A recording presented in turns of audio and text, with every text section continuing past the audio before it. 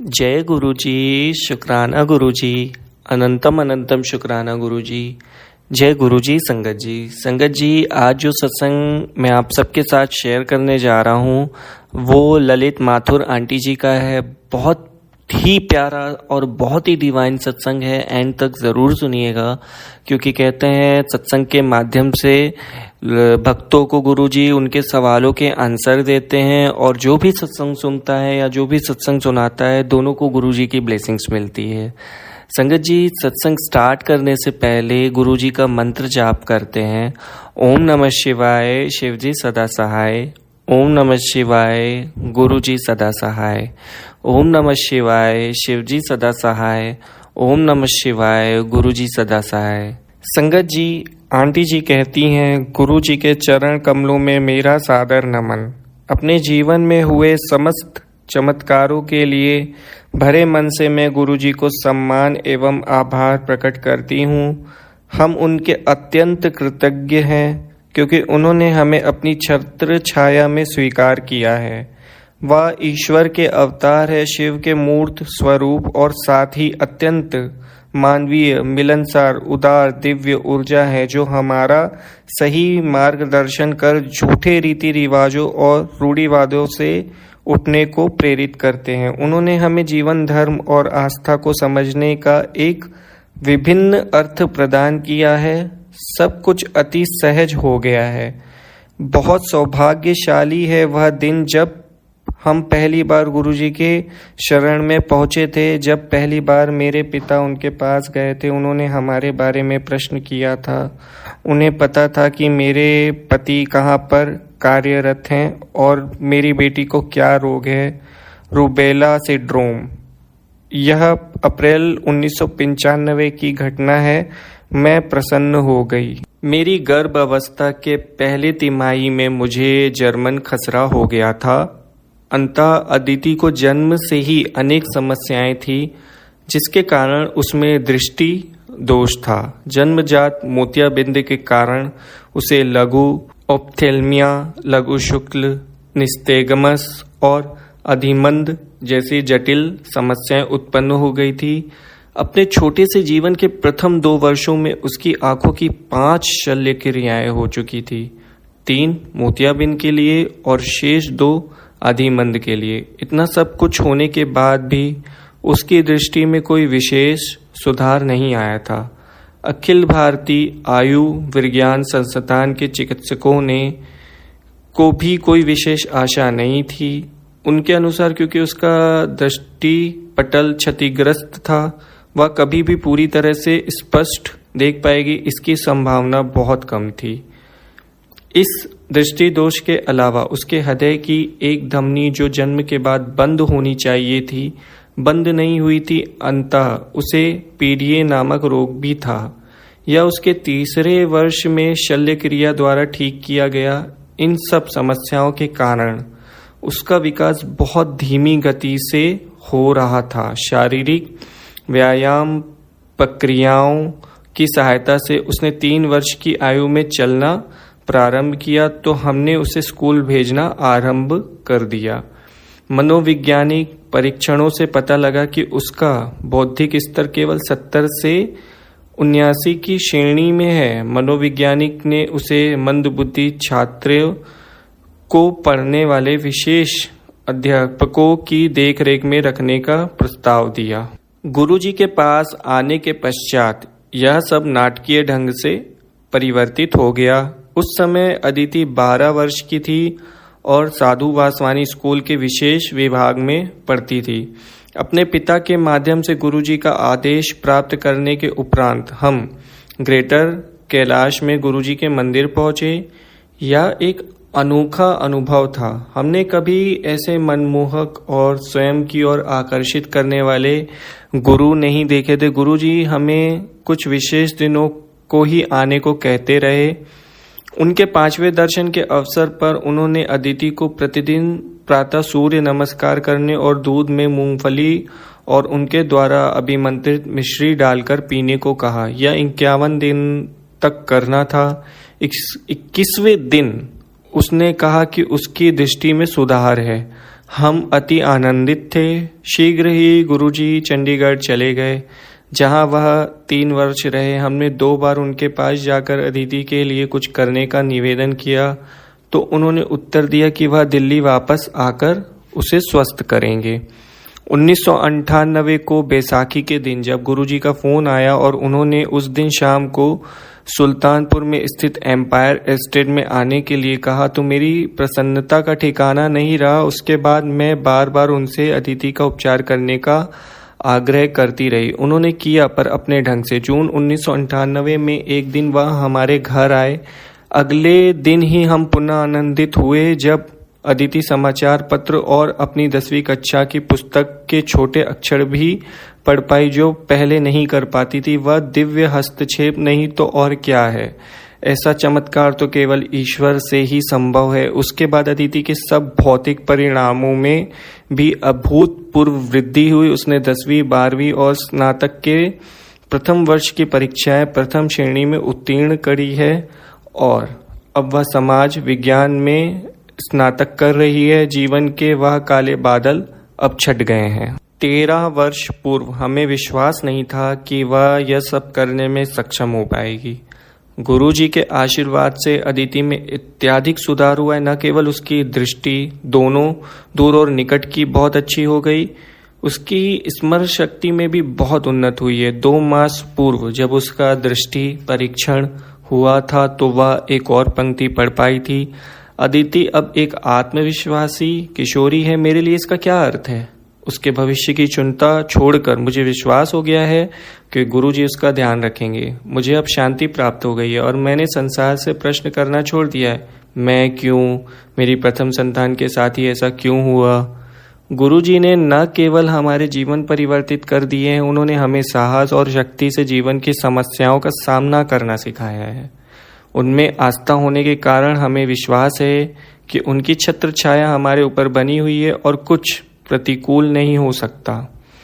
गुरुजी की कृपा के पात्र मेरे परिवार के अन्य सदस्य भी रहे हैं। उन्होंने मेरे पति को 3 बार मृत्यु का ग्रास बनने से रोका है। पहली बार वह जिस टैक्सी में यात्रा कर रहे थे, वह सीधे जाकर एक अशोक लेलैंड ट्रक से टकरा गई। उसकी अवस्था इतनी विकृत हो गई थी कि देखने वालों ने सोचा कि कोई भी यात्री जीवित नहीं बचा होगा।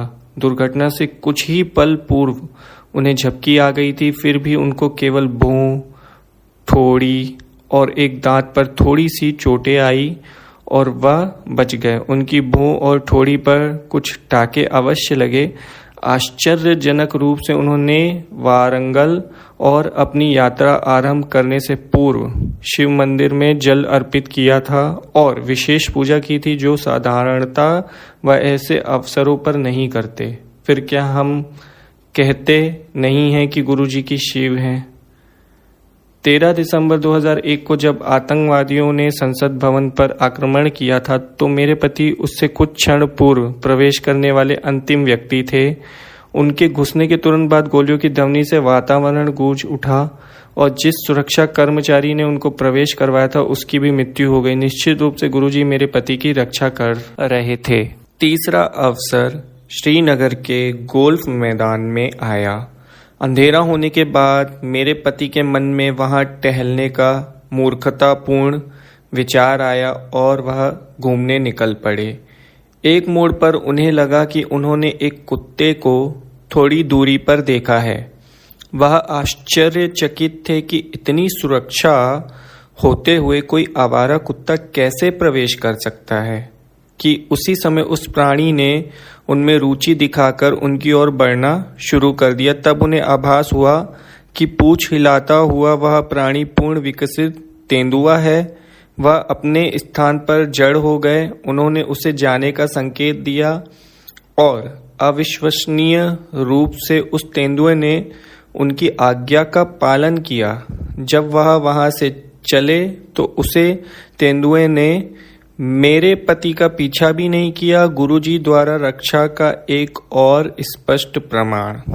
गुरुजी ने न केवल मेरे पति की जीवन की रक्षा की है, उनकी वृत्ति पर भी दया की है। उन्हीं के आशीर्वाद से मेरे पति को पदोन्नति और स्थानांतरण मिले त्रुटिहीन रिपोर्ट होते हुए भी मेरे पति की उन्नति में बाधाएं थी। केवल गुरुजी के आशीर्वाद से उनको सचिव श्रेणी में स्थान मिला और दिल्ली आने से पूर्व वह श्रीनगर जैसे प्रमुख स्थान में रहे। 1997 में मेरा पुत्र एक मोटरसाइकिल के पीछे बिना हेलमेट के यात्रा कर रहा था कि एक तेजी से जाती हुई कार से दुर्घटना हो गई। उस समय कुछ भी हो सकता था, जैसे गंभीर चोटों के कारण गर्दन की मोच या पक्षाघात। चमत्कार से वह थोड़ी सी चोटों के साथ बच गया। जब स्वस्थ होकर मेरा बेटा गुरुजी के पास गया तो उन्होंने उसे बताया कि उन्होंने उसकी जीवन रक्षा की थी। मुझे भी गुरुजी ने अपने स्नेह से वंचित नहीं रखा है। 20 वर्ष से मुझे अस्थमा के दौरे पड़ते रहे थे और मैं अक्सर एस्टेरॉयड की गोलियां खाती थी। मैंने सदा गुरुजी से अपने बच्चों के लिए आशीष मांगा था, पर अपनी समस्या उनके सम्मुख कभी प्रकट नहीं की थी। 3 वर्ष पूर्व मुझे अचानक आभास हुआ कि मेरा श्वास रोग समाप्त हो गया है। गुरुजी ने बताया कि उन्होंने मुझे एस्टेरॉयड से मुक्त कर दिया है, जो कि सत्य है, क्योंकि उसके बाद मुझे कभी उनकी आवश्यकता ही नहीं पड़ी है। 3 ग्रीष्म ऋतुओं से मुझे हल्के ज्वर रहने लगा था, जो 6 मास तक रहता था और मुझे शक्तिहीन कर देता था। रक्त परीक्षण कैंसर या तपेदिक की ओर संकेत दे रहे थे। चिकित्सकों ने अन्य अनेक परीक्षण करवाने को कहा था। मेरे पति ने मेरी समस्या का उल्लेख गुरुजी से किया तो उन्होंने प्रतिदिन अभिमंत्रित पान के पत्ते सिर के नीचे रखकर सोने को कहा। कुछ ही दिन में मेरा ज्वर कभी वापस नहीं आने के लिए विलीन हो गया। अपने परिवार पर गुरुजी की दया वृष्टि का मैं लगातार वर्णन कर सकती हूँ। उन्होंने मेरे माता और पिता को कैंसर से मुक्त किया है। मेरे पिता उनके पास 1995 में अपनी कैंसर की शल्य क्रिया के पश्चात गए थे। उसके बाद उन्हें कभी यह रोग नहीं हुआ। यद्यपि परिवार में उसकी अनेक दुखद घटनाएं हुई हैं। मेरी मां को उनकी शल्य क्रिया के पश्चात कभी कीमोथेरेपी की आवश्यकता नहीं पड़ी। शल्य क्रिया की पूरी अवधि में उन्हें लगा कि गुरुजी ने उनका हाथ पकड़ा हुआ है। गुरुजी के दर्शन के समय उन्होंने उन्हें एक गुलाबी और स्वर्ण रंग की साड़ी भी दी। गुरुजी ने अक्सर हमें स्वप्न में दर्शन दिए हैं। एक बार मेरे पुत्र आशुतोष को स्वप्न आया कि गुरुजी के दर्शन करते हुए उन्होंने उसे अपने साथ बड़े मंदिर में चलने के लिए कहा। जब किसी कारणवश गुरुजी वहां नहीं गए तो हम वापस घर आ गए। गुरुजी ने आशुतोष से उसके फ़ोन पर बात करके प्रश्न किया कि हम बड़े मंदिर क्यों नहीं गए। फिर उन्होंने कहा कि वह उसे कुछ दिखाएंगे। उसके बाद जो हुआ वह दिव्य दर्शन है। उसने हमारे प्रांगण में अपने से दूर जाती एक भव्य आकृति देखी। जानने को उत्सुक कि वह कौन है, उसे शिव की जटाएं और त्रिशूल दिखाई दिए। फिर वह आकृति उसकी ओर मुड़ी। फिर शिव जी ने पहले हनुमान और उसके बाद गणेश के रूप में धारण कर लिए। हमारे पुत्र को वास्तव में आशीष प्राप्त हुआ है। गुरुजी ने जो कुछ भी हमारे लिए किया है उसके लिए मैं उनका आभार और कृतज्ञता प्रकट करने में असमर्थ हूँ। जब उन्होंने हमें संरक्षण दिया तब चिकित्सकों ने अदिति को पूर्ण स्वस्थ करने में अपनी असमर्थता व्यक्त कर दी थी। उसका रोग निवारण उनके दिव्य शक्तियों का प्रत्यक्ष प्रमाण है। शब्द गुरुजी की महानता व्यक्त नहीं कर सकते। उन्होंने हमारा जीवन परिवर्तित कर दिया है, आस्था से ऊर्जा और स्फूर्ति प्रदान की है, हमें वातावरण में प्रति अधिक सहनशील बनाया है, स्थितियों को स्वीकार करना सिखाया है और हम में साहस और शक्ति का समावेश किया है।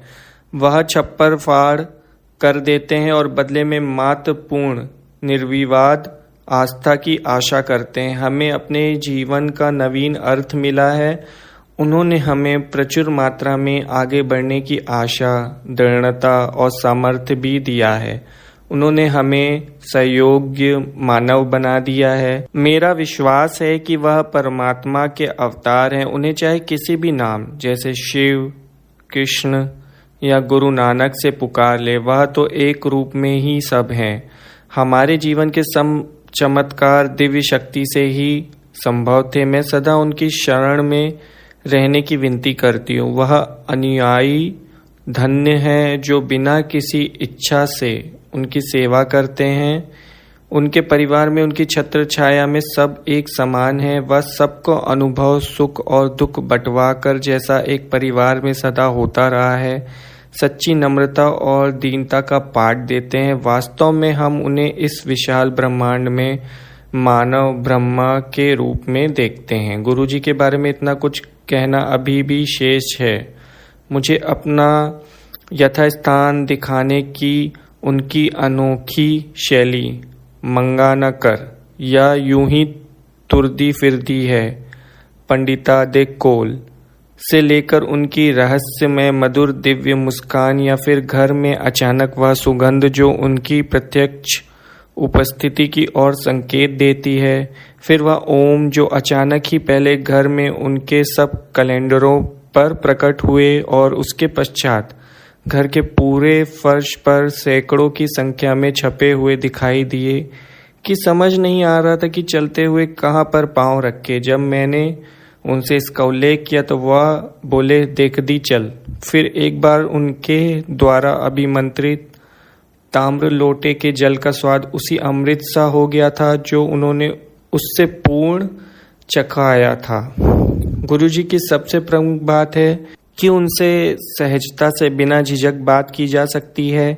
ऐसी चिंता कभी नहीं हुई या ऐसा प्रतीत हुआ हो कि उन्होंने हमारी बात नहीं सुनी और हमारी किसी समस्या का समाधान नहीं किया हो। विश्वास पूर्वक मैं यह निष्कर्ष निकाल सकती हूँ कि किसी को अपने कष्ट बताने की भी आवश्यकता नहीं है। विनती है कि वह हमें सदा अपने संरक्षण में बनाए रखें। जय गुरुजी। बहुत ही प्यारा, बहुत ही प्रेरणादायक सत्संग था आंटी जी। आपका बहुत बहुत शुक्रिया कि आपने ये सत्संग गुरुजी की प्यारी संगत जी के साथ शेयर किया है। और मैं बहुत सौभाग्यशाली हूँ कि गुरुजी की कृपा से मैं अपने चैनल के माध्यम से आपके सत्संग को शेयर कर पा रहा हूँ। अगर मुझसे कोई भी गलती हुई हो तो गुरुजी से और मैं आपसे माफ़ी चाहता हूँ। सत्संग कहने में अगर मुझसे कोई भी मिस्टेक हो गई हो तो प्लीज़ आप मुझे माफ़ करिएगा। गुरुजी से भी मैं माफ़ी चाहूँगा। संगत जी, अगर आप भी अपना सत्संग शेयर करना चाहते हैं तो डिस्क्रिप्शन में मेल आईडी है, वहाँ पे आप मुझे आपका सत्संग भेज सकते हैं, ऑडियो से या लिख कर भी भेज सकते हैं। तो मैं उसे अपने चैनल के माध्यम से ज़रूर शेयर करूँगा। और गुरुजी के प्यारे प्यारे सत्संग सुनने के लिए चैनल को सब्सक्राइब कर दीजिए, बेल आइकन नोटिफिकेशन को ऑन कर लीजिए ताकि जब भी नेक्स्ट सत्संग अपलोड हो तो आपको उसका नोटिफिकेशन मिल जाए। आज हम सत्संग को यहीं विराम देते हैं। जाने से पहले गुरुजी का मंत्र जाप हम ज़रूर करेंगे। ओम नमः शिवाय, शिवजी सदा सहाय। ओम नमः शिवाय, गुरुजी सदा सहाय। ओम नमः शिवाय, शिवजी सदा सहाय। ओम नमः शिवाय, गुरुजी सदा सहाय। जय गुरुजी संगत जी।